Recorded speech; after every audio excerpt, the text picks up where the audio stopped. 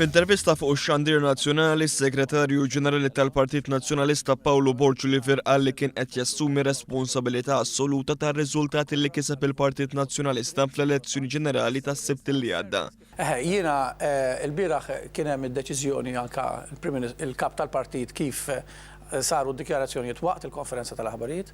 Jiena minn hawnhekk nerfa' ukoll b'mod assolut ir-responsabilità ta' dan ir-riżultat.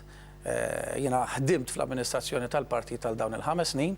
Jiena kont għamilt għażla wkoll li ma nikkontestax l-elezzjoni ġenerali biex nagħti il-fokus tiegħi assolut għall-Partit Nazzjonalista u dan jiena għamiltu bl-akbar ħiliet li jiena stajt nikkontribwixxi, però naħseb illi issa iva wasal iż-żmien illi f'dan is-sens ta' tiġdid jiena ħadd id-deċiżjoni tiegħi fil-fatt hemm il-proċess li jrid isir, però jien mhux se nkun qiegħed nikkontesta għall-kariga ta' segretarju ġenerali.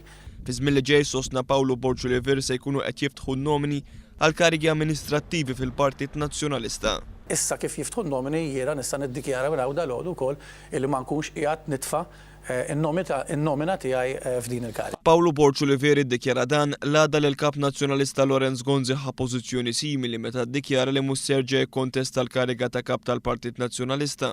Jiena llum qiegħed niddikjara wkoll li qed nerfa' din ir-responsabilità wkoll bħal kap tal-Partit b'mod assolut. Jiena mexxejt l-amministrazzjoni tal-Partit għal dawn il-5 snin u allura għandi nerfa' għall-amministrazzjoni, għall-organizzazzjoni interna tal-Partit kull responsabilità illi ġorma magħha din il-kariga.